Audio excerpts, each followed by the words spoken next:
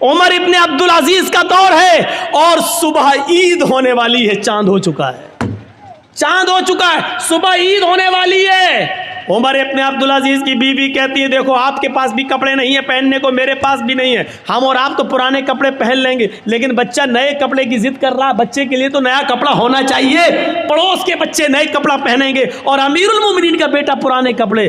कहा मेरी बीवी बैतुल माल से मुझे इतनी तनख्वाह नहीं मिलती कि मैं उससे अपने बच्चे को नया कपड़ा पहना सकूं। बीवी ने कहा अमीरुल मोमिनीन ने 1 महीने की तनख्वाह एडवांस ले लीजिए, अगले महीने मत लीजिएगा।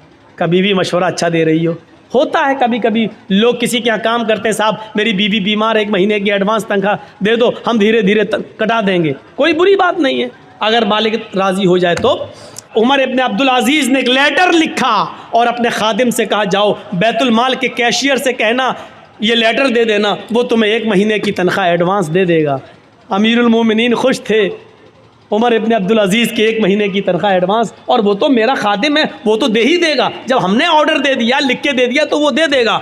जैसे ये लेटर कैशियर के हाथ में आता है उसने पढ़ा खजांची ने, उसमें लिखा है कि कल ईद है, मेरे बच्चे के पास नए कपड़े नहीं है पहनने के लिए, लिहाजा मुझे 1 महीने की तनख्वाह एडवांस दे दो, अगले महीने मत देना, उस महीने के अंदर काट लेना। उस खजांची ने उस लेटर को पढ़ने के बाद अंदर जाकर उसी लेटर के पीछे कुछ लिख दिया और लिखने के बाद उसको लिफाफे में बंद करके क्या जाओ इसको दे देना उमर इब्न अब्दुल अजीज़ को। कहा उन्होंने 1 महीने की तनख्वाह एडवांस मंगाई, कहा मैंने इसका जवाब दे दिया है, इसका जवाब वो पढ़ लेंगे, उसके बाद आप आना, अगर इसके बावजूद वो मंगाएंगे तनख्वाह मांगेंगे 1 महीने की तो मैं दे दूंगा, मैंने उसमें कुछ सवाल किया है। खादिम लिफाफा लेकर उमर इब्न अब्दुल अजीज़ के पास पहुंचता है। उमर इब्न अब्दुल अजीज़ ने कहा क्या उसने 1000, क्या उसने 1 महीने की तनख्वाह एडवांस नहीं दी? का पता नहीं, इस लिफाफे में कुछ रख दिया है। लिफाफा खोला तो क्या देखते हैं कि मेरे ही लिफाफे मेरे ही लेटर के पीछे कुछ और लिखा है। उसको पढ़ते हैं, उसमें लिखा हुआ है उमर इब्न अब्दुल अजीज़ अमीरुल मोमिनीन, आपका हुक्म सराखों पर, आपको 1 महीने 5 महीने 6 महीने आप जितनी कहें उतनी तनख्वाह मैं देने के लिए आज़ाद हूँ, मैं देने के लिए तैयार हूँ। अमीरुल मोमिनीन आपने लिखा है कि मेरे बच्चे के पास नए कपड़े नहीं हैं पहनने के लिए, इसलिए मुझे 1 महीने की तनख्वाह एडवांस दे दो, अगले महीने काट लेना। लेकिन आपने ये नहीं लिखा अगले महीने तक अगर आप जिंदा न रहे, अगला महीना शुरू होने से पहले अगर आपका इंतकाल हो गया तो 1 महीना जो एडवांस तनख्वाह आपके पास जाएगी, इस तनख्वाह को वापस कौन करेगा? उसका ज़मानती कौन है? उस तनख्वाह को बैतुल माल में जमा कौन करेगा?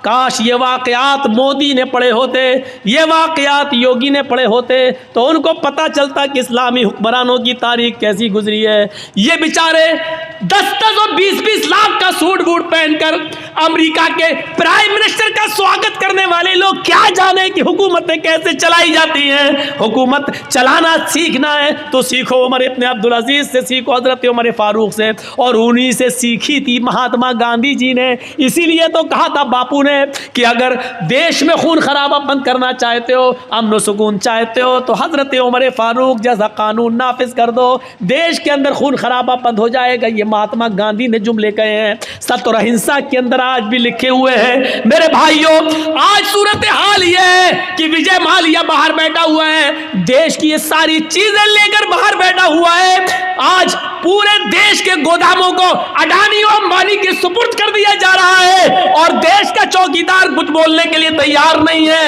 हजारों करोड़ की अफीम और गांजा और चरस बंबई के पोर्ट पर समंदर के ऊपर पकड़ी जा रही है, लेकिन मेरे भाइयों उसके मंगाने वाले को, उसके मालिक के को आज तक पूछने के लिए भी नहीं बुलाया जा रहा है। आज इस तरीके से हुकूमतें चल रही हैं।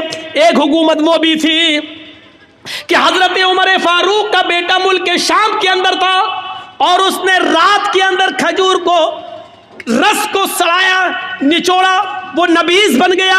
सुबह होते होते उसके अंदर नशा आ गया, उसको मालूम नहीं था और उसने नबीज पी ली। उमर फारूक के बेटे ने नबीज पी ली, शराब की एक किस्म है, उसको मालूम नहीं था कि ये सड़ चुकी है और इसमें नशा आ गया है। जब वो पी लिया तो उसमें नशा आ गया। मुल्क शाम के गवर्नर को पता चला तो हजरत उमर फारूक के बेटे को बुलाया और 40 कोड़े लगवा दिए मुल्क शाम के अंदर। लेकिन मदीने में जब उमर फारूक को पता चला कि मेरा बेटे ने शराब पी ली और यह भी पता चला कि 40 कोड़े लग गए, लेकिन इसके बावजूद लेटर लिखा हमारे प्रयास को कि मेरे बेटे के लिए मैं घोड़ा भेज रहा हूं स्पेशल, उस घोड़े से मेरे बेटे को जल्दी वापस मदीने भेजा जाए। बेटा खुश था कि मेरे अब्बू ने कोई अर्जेंट काम के लिए बुलाया। जब हमारे प्रयास ने उस स्पेशल घोड़े से उमर फारूक के बेटे को भेजा, बेटा जब आया तो उसको उसकी मां से नहीं मिलने दिया, कहा इसको हिरासत में लो। हिरासत में ले लिया अपने लखते जिगर को, अपने बेटे को, और उसको कहा जल्लाद से कि कोड़े लगाओ, 40 कोड़े इसको मेरे सामने मारो। बेटा कहता है अमीरुल मोमिनीन, आए अब्बू जान, एक जुर्म की 2 बार सजा कैसे?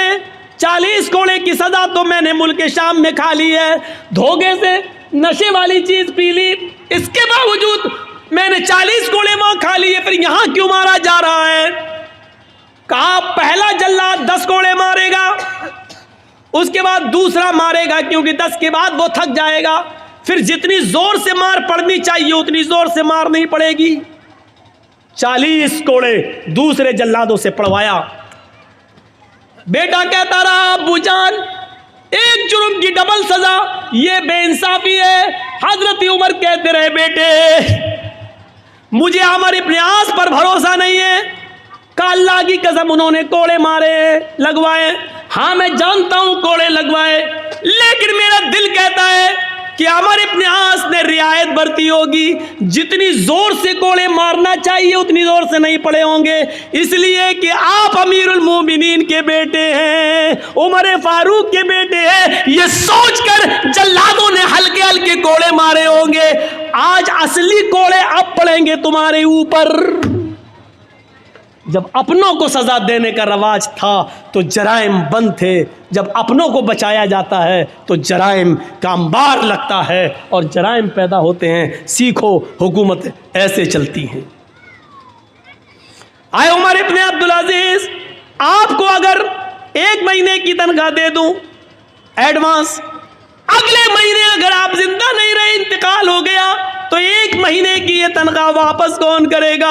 हजरत उमर इब्ने अब्दुल अजीज रोने लगे और अपनी बीवी से कहने लगे, बीवी, जिस अमीरुल मोमिनीन का कैशियर इतना ज्यादा अमानतदार हो, इतना ज्यादा अल्लाह से डरने वाला हो कि वो अपने अमीर को भी, अपने हाकिम को भी सवाल कर रहा हो, तो मुझे उम्मीद है कि इंशाअल्लाह 1 दिरहम की बेईमानी नहीं होगी। मेरा बच्चा कल पुराने कपड़े ही पहनेगा।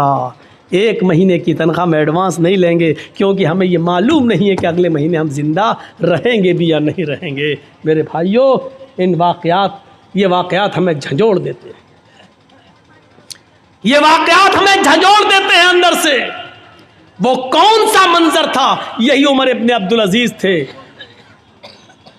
जिनकी बीवी हामिला थी, पेट में बच्चा था, और आप जानते हैं डॉक्टर कहते हैं कि जिसके पेट में बच्चा हो उस औरत को खाते पीते रहना चाहिए, क्योंकि माँ जो खाएगी वही बच्चे को बनेगा। लेकिन यहाँ 4 दिन से माँ को कुछ नहीं मिला। डर हो गया कि ये बच्चा कहीं मर न जाए पेट में, माँ खाएगी तो बच्चे को लगेगा, जब माँ ही भूखी है तो बच्चा तो वैसे ही मर जाएगा। उमर इब्ने अब्दुल अजीज की बीवी कहती हैं अपनी खादिमा से, खादिमा तुम्हारे मालिक तो मुझे कुछ देंगे नहीं, ऐसा करो बैतुल माल से में चली जाओ, और सुनो ये वाक़या झंझोड़ देगा।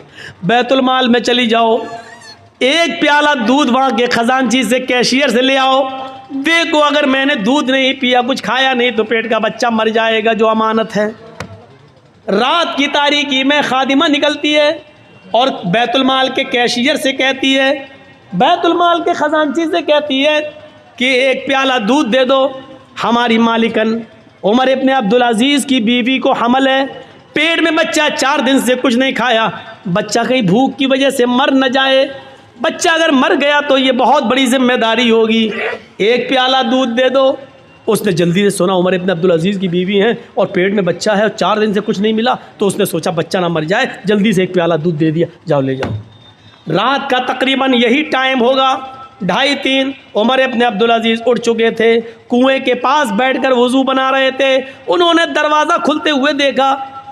थोड़ी देर के बाद देखते हैं कि एक औरत, हमारी खादिमा, चादर में कुछ छिपाए हुए चली आ रही है।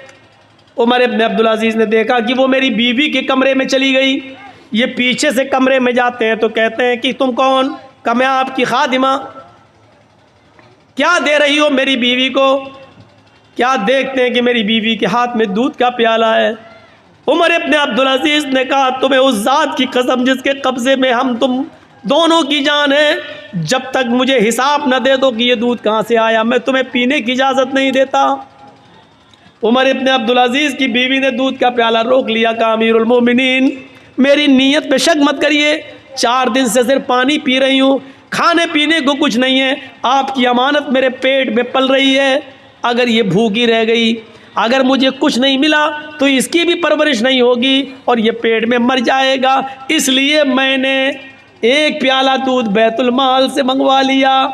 फरमाया मेरी बीवी, बैतुल माल के एक प्याला दूध को लेने के लिए हमें बैतुल माल के सारे मुसलमानों को जमा करना पड़ेगा। जब वो हमें खुशी खुशी इजाज़त दे दें कि एक प्याला दूध तुम अपनी बीवी को दे सकते हो, तब तुम्हारे लिए जायज़ होगा। बिना उनकी इजाज़त के हम तुम्हें दूध नहीं दे सकते। का अमीरुल मोमिनीन, आपने इतने दिन खिदमत की है, क्या आपको इजाज़त नहीं देंगे? देखिए मुझे डर है कि ये बच्चा कहीं मर न जाए, इसलिए मुझे पीने की इजाज़त दीजिए। अच्छा चलिए उधार ही सही, जब आपको तनख्वाह मिलेगी तो एक प्याला दूध वहाँ वापस कर दिया जाएगा। उमर इब्न अब्दुल अजीज़ कहते नहीं नहीं, ये बिना इजाज़त के दूध लिया गया है, इसलिए इसको भी लेने के लिए इजाज़त लेना पड़ेगी। ये दूध यहाँ लाओ। जब छीनने लगे तो बीवी देना नहीं चाह रही थी और कसम देकर कहती है आपको अल्लाह का वास्ता एक प्याला दूध पीकर इस बच्चे की जान बचा लेने दीजिए मुझे। उमर इब्न अब्दुल अजीज ने दूध का प्याला छीन कर दोनों हाथ उसके छोड़ दिए और छीन ही लिया और अपने हाथ में लेने के बाद कहा हरगिज़ नहीं। कहा अमीरुल मोमिनीन, फिर आप यकीन कर लीजिए कि ये बच्चा मर जाएगा, यकीन कर लीजिए कि ये बच्चा मर जाएगा। उमर इब्न अब्दुल अजीज़ ने कहा अगर ये प्याला तुम्हें दे दूं तो? कहा फिर इस बच्चे के बचने की उम्मीद है। उमर इब्न अब्दुल अजीज़ कहते हैं आंखों में आंसू आ गए। कहते मेरी बीवी, मुसलमानों की अमानत में ख़यानत करके एक प्याला दूध तुम्हें देकर पिला दिया जाए और उसको पीकर ये बच्चा ज़िंदा है, ये बच्चा ज़िंदा रह सकता है, तो अपने इस पेट के बच्चे से कह दो कि मुझे तेरी ज़िंदगी नहीं चाहिए। अपने इस पेट के बच्चे से कह दो कि मुझे तुम्हारी ज़िंदगी नहीं चाहिए। बीवी, पेट में बच्चा मरता है तो मर जाए, मुझे इस बच्चे की मौत गवारा है, लेकिन अमानत में ख़यानत गवारा नहीं है। एक प्याला दूध की बेईमानी हमें कबूल नहीं है।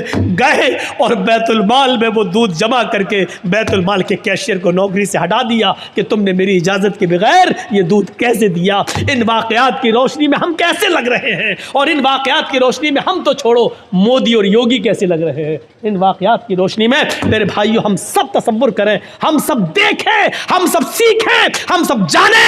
और लाल बथानी वालों, हम बार बार तुम्हारा नाम लाल बथानी कह रहे हैं। नाम उन्हीं का लिया जाता है जिनसे मोहब्बत हो, नाम उनका लिया जाता है जिनके बारे में दिल में जगह हो। मैं इसलिए कह रहा हूं क्योंकि आपके बारे में कुछ तो गलतफहमियां मेरे दिल में डाली गई। 15 साल से हमसे बराबर कहा जा रहा उधर मत जाना, उधर मत जाना, और मेरी खोपड़ी में नहीं बैठ रहा था कि कौन लाल बथानी। 15 साल हो गए, हमारे जहन में नहीं आ रहा। अरे वहाँ तो ऐसा होता वैसा होता। अब मैं माइक में हूँ, मैं बताऊँगा नहीं, वो सब रिकॉर्ड हो जाता है, इसीलिए मैं मना कर रहा था। ऐसा होता वैसा होता, कोई नहीं इस दुनिया के अंदर, सुन लो, कोई इतना नेक इंसान नहीं है कि जो इतना बड़ा नेक हो कि नेकियों में उसने फरिश्तों को फेल कर दिया हो। कोई इतना बड़ा नेक भी नहीं है कि उसकी इबादतें इतनी ज़्यादा हों कि उसने फरिश्तों को से आगे निकल गया हो। और इस दुनिया में कोई इतना गुनाहगार भी नहीं कि गुनाहों में उसने इबलीस से भी वो आगे बढ़ गया हो। सुन लो, हम और आप बीच में हैं, न तो इतने नेक हैं कि हम जिब्राइल को फेल कर दें, न इतने हम नेक हैं कि फरिश्तों की इबादत से बढ़ जाएं, न इतने बड़े हम गुनाहगार हैं कि हम इब्लीस को पीछे कर दें।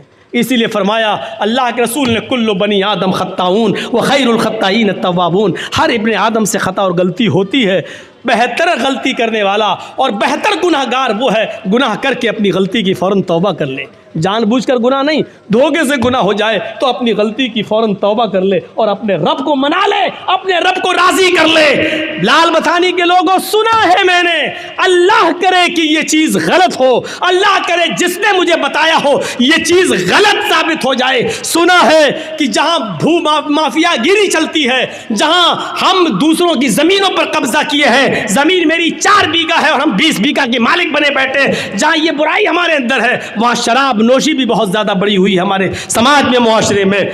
जिसने मुझे बताया, अल्लाह करे कि ये खबर गलत हो, लेकिन अगर सही है तो समझ लो कि ये बहुत बड़ा जुर्म अजीम है। अभी सुन लिया, हज़रत उमर फ़ारूक ने अपने बेटे को भी कोड़े लगाए और क्या कहा कि मुझे अमर इब्ने आस पर शक है, ऐसा हो सकता है कि उन्होंने रियायत बरती हो। मेरे भाइयों, शराब इतना बड़ा जुर्म अजीम है, पहले तो ये हराम नहीं हुई, और जब हराम हुई तो आपको मालूम होना चाहिए इसको किसी मजबूरी में और किसी बीमारी में भी पीने की इजाज़त नहीं दी अल्लाह के नबी सल्लल्लाहु अलैहि वसल्लम ने।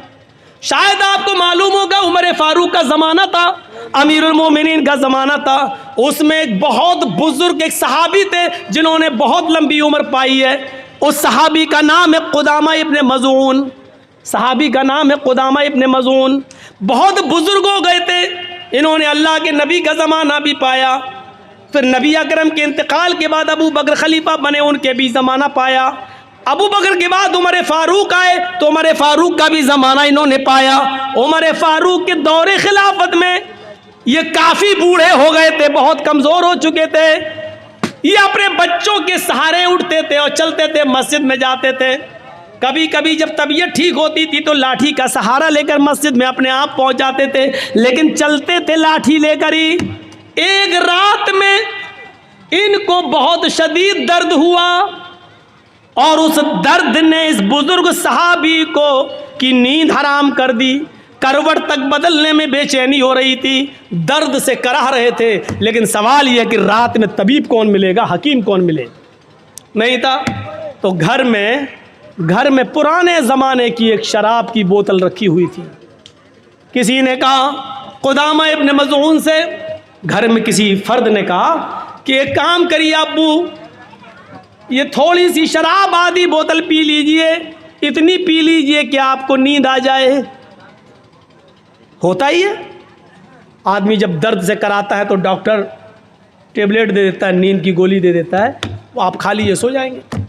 याद रखना, नींद की गोली खाना और शराब पीना दोनों एक दर्जे में दाखिल है।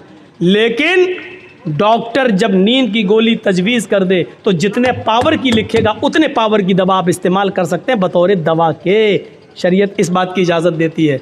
डॉक्टर ने लिखा है हल्के पावर की 0.25 और हम खा रहे हैं 0.5, यानी डबल पावर की, तो आप ये शराब पी रहे हैं, ये जुर्म है, फिर आपका, फिर गुनाहगार हैं आप।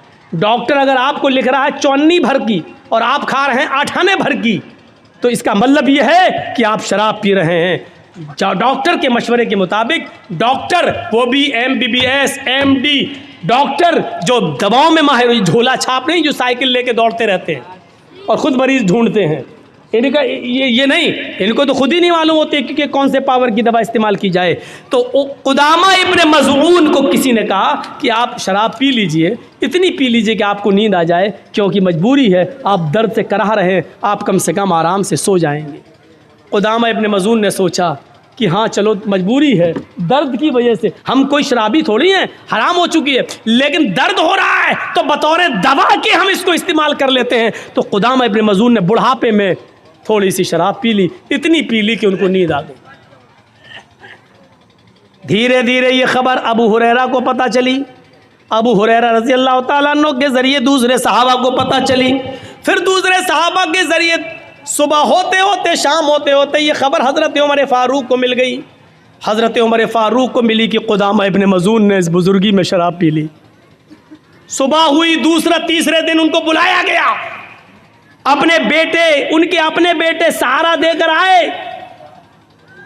कुदामा इब्न मज़ून उमर फारूक के सामने खड़े हैं और देखिए, तुम तो तंदुरुस्ती में शराब पीते हो, कुदामा इब्न मज़ून बूढ़े हैं और बीमारी में शराब पी ली थी। हजरत उमर फारूक ने कहा है, कुदामा मैंने सुना है कि तुमने शराब पी है परसों। कुदामा इब्न मज़ून कहते हैं, हाँ आपने सही सुना है, लेकिन आपने शायद ये नहीं सुना कि मैंने किस वजह से शराब पी।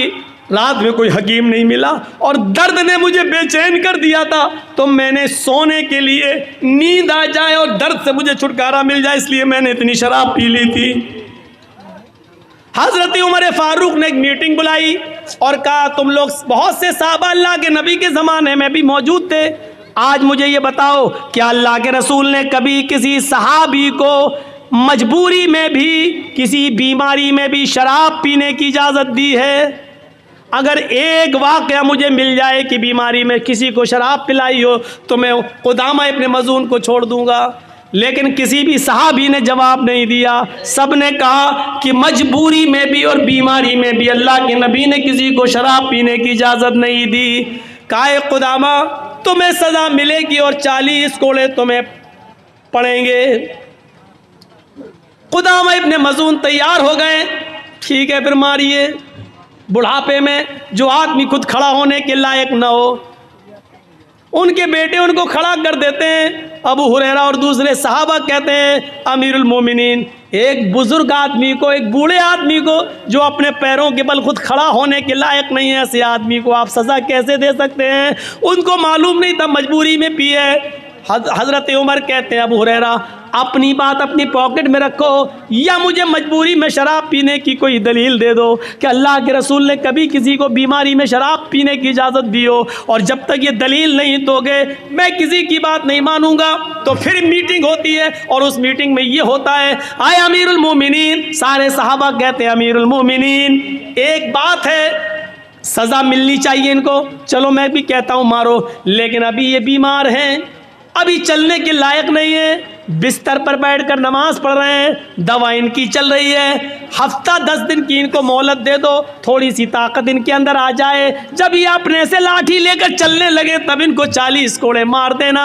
अभी बेचारे चलने के लायक नहीं है, कल तो इनको दर्द ही हो रहा था और आज ये बेचारे अपने बच्चों के सहारे पर खड़े होकर यहाँ तक आए हैं। हज़रत उमर फारूक ने कहा, सॉरी मैं तुम्हारी इस पेशकश को भी नहीं मान सकता। मान लो मैंने इनको 10 दिन की मोहलत दे दी, 15 दिन की मोहलत दे दी, एक मुजरिम मेरे सामने खड़ा है और मैंने उनको 20 दिन की 10 दिन की मोहलत दे दी, लेकिन उस मोहलत से पहले मैं ही इंतकाल कर जाऊं तो कल क़यामत के दिन मैं अपने रब को क्या जवाब दूंगा? जब मेरा रब कल मुझसे पूछेगा मुजरिम मिल गया था फिर तुमने सज़ा क्यों नहीं दी, उसकी सज़ा को मुलतवी क्यों कर दिया, ये सज़ा आज ही मिलेगी। और फिर हज़रत उमर फारूक ने 2 लोगों के सहारों पर हज़रत कुदामा इब्न मज़ून को खड़ा कर दिया और उसी बीमारी के अंदर उनको 40 कोड़े मारे गए।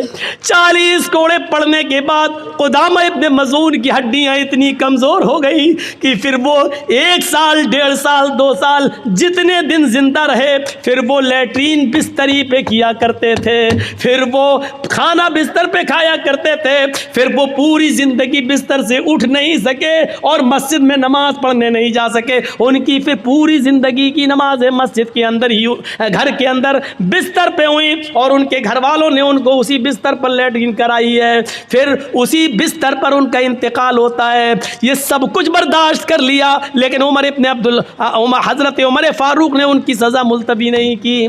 आप अंदाज़ा लगा सकते हैं, एक बूढ़े आदमी को भी सज़ा दी गई, 40 कोड़े मारे गए, जबकि उसने बीमारी में और मजबूरी में और दर्द की वजह से शराब पी, लेकिन कुदामा को भी सज़ा दी जाती है। मेरे भाइयों, फिर हम तो नौजवानी के आलम में शराब पी रहे हैं, हम कहाँ हैं, हमारी हैसियत क्या है?